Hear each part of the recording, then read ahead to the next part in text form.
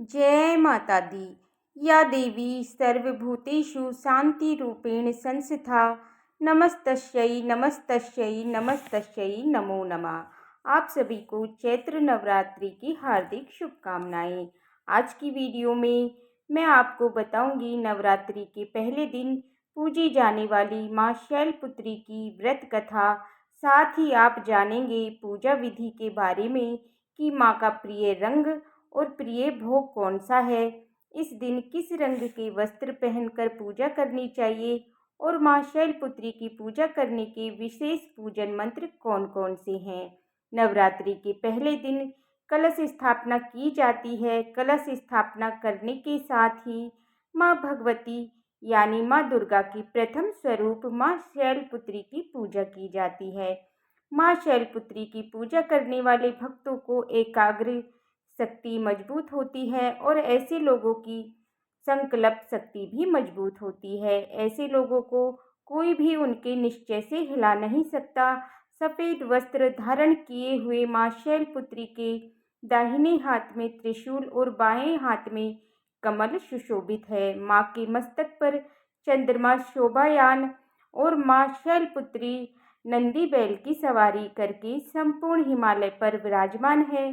शैलपुत्री देवी माँ को वृषा, अरोड़ा और उमा देवी के नाम से भी जाना जाता है। ऐसी मान्यता है कि माँ शैलपुत्री का जन्म पर्वतराज हिमालय के घर में हुआ था, जिस कारण से उनका नाम शैलपुत्री पड़ गया। माँ शैलपुत्री का रूप करुणा और स्नेह का स्वरूप माना गया है। कठिन साधना करने के कारण माँ शैलपुत्री सभी जीव जंतुओं की रक्षक भी मानी जाती हैं, क्योंकि इन्होंने भगवान शिव को पति रूप में प्राप्त करने के लिए जो कठिन साधना, जो कठिन तपस्या की थी, वो जंगल में रहकर ही की थी। नवरात्रि के पहले दिन माँ शैलपुत्री की कलश स्थापना की जाती है, जिसमें सभी नवग्रहों का आह्वान किया जाता है, क्योंकि कलश में साक्षात देवी देवताओं का वास माना जाता है। यदि आप कलश स्थापना करते हैं तो आपको कलश स्थापना की संपूर्ण जानकारी होनी चाहिए कि किस शुभ मुहूर्त में कलश स्थापना की जाती है और जो अनिवार्य नियम हैं वो कौन कौन से हैं। इस बारे में अगर आप जानना चाहते हैं तो इस वीडियो को हमारे चैनल पर व्रत रखने वाले भक्तों को प्रातःकाल स्नान आदि से निवृत्त होकर साफ स्वच्छ वस्त्र धारण करने चाहिए, क्योंकि माँ शैलपुत्री का रंग सफ़ेद है। इसलिए आप आज के दिन संभव हो तो आप सफ़ेद रंग के वस्त्र पहनकर ये पूजा करें, या आप हल्के रंगों के वस्त्रों का प्रयोग भी कर सकते हैं। नवरात्रि के पूरे 9 दिन जो अलग अलग रंग हैं, आप उनका प्रयोग ना कर पाएँ तो आप लाल, पीले या सफ़ेद इन तीनों रंगों का प्रयोग कर सकते हैं।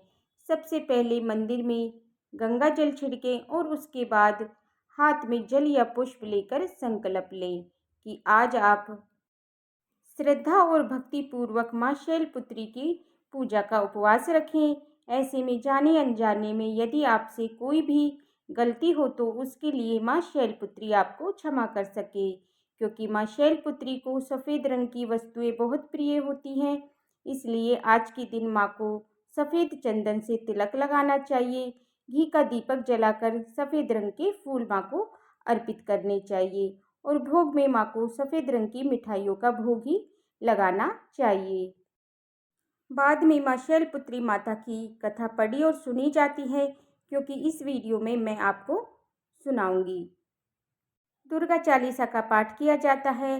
दुर्गा सप्तशती का पाठ किया जाता है, क्योंकि पहला दिन है नवरात्रि का, तो आज के दिन आपकी पूजा को थोड़ा ज़्यादा समय लगेगा, क्योंकि कलश स्थापना की जाती है, चौकी की स्थापना की जाती है। साथ ही दुर्गा सप्तशती का पाठ का पहला अध्याय शुरू करने से पहले कुछ और ज़रूरी पाठ है जिन्हें आपको ज़रूर पढ़ना चाहिए, जिसके बाद ही आपको दुर्गा सप्तशती का पहला अध्याय करना चाहिए, क्योंकि पहले अध्याय के साथ साथ आपको पहले दुर्गा कवच, अर्गला और कीलक स्तोत्र के साथ साथ दुर्गा सप्तशती का पहला अध्याय प्रारंभ करना चाहिए, क्योंकि पहले अध्याय के साथ साथ आपको दुर्गा सप्तशती कवच, अर्गला और कीलक स्तोत्र के साथ साथ आपको क्षमा याचना करनी चाहिए। इसके साथ ही आपको ओम दुम दुर्गाय नमः या ओम हिंग क्रीं क्लीं या चामुंडाय विजय कलश स्थापना हुई है तो फिर कलश की पूजा भी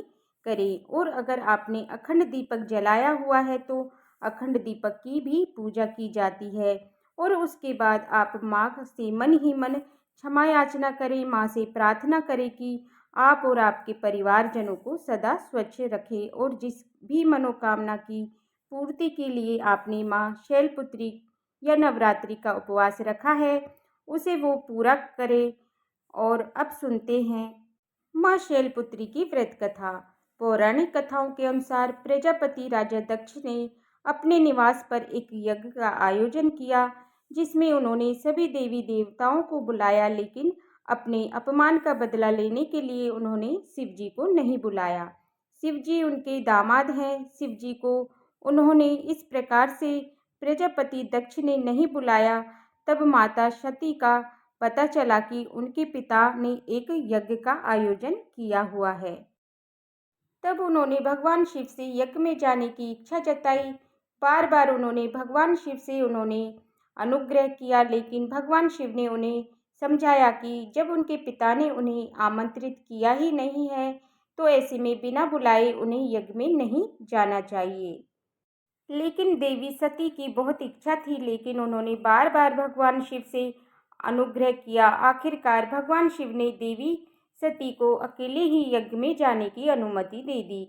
लेकिन जब देवी सती अपने पिता के यहाँ यज्ञ में पहुंची तो उन्होंने जब देखा कि यहाँ तो सब देवी देवता गणपत हरि बैठे हैं, लेकिन उनमें से किसी ने भी, यहाँ तक कि सती के पिता दक्ष ने भी भोलेनाथ के बारे में नहीं पूछा।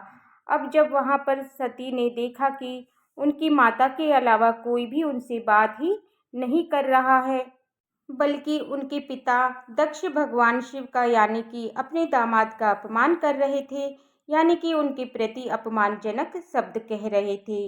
ये सब देखकर देवी सती बहुत निराश हुई और अपने पति का अपमान उनसे सहा नहीं गया तो उन्होंने यज्ञ की वेदी में कूदकर अपने प्राणों का त्याग कर दिया।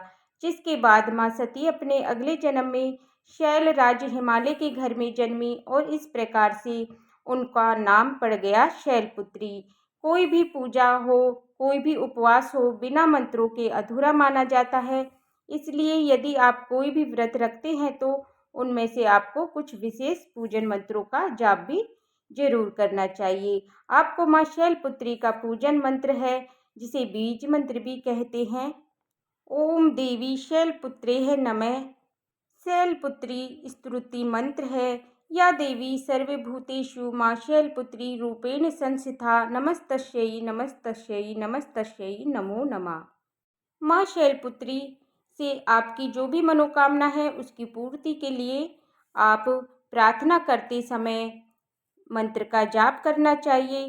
प्रार्थना मंत्र इस प्रकार, इन पूजन मंत्रों के साथ आप पहले दिन माँ शैलपुत्री की पूजा विधि विधान से कर सकते हैं। अगर आपको ये वीडियो पसंद आई हो तो वीडियो को लाइक करें और कमेंट बॉक्स में जय माता दी अवश्य लिखें। देखने के लिए बहुत बहुत धन्यवाद। जय माता दी। सभी को नवरात्रि की हार्दिक शुभकामनाएं।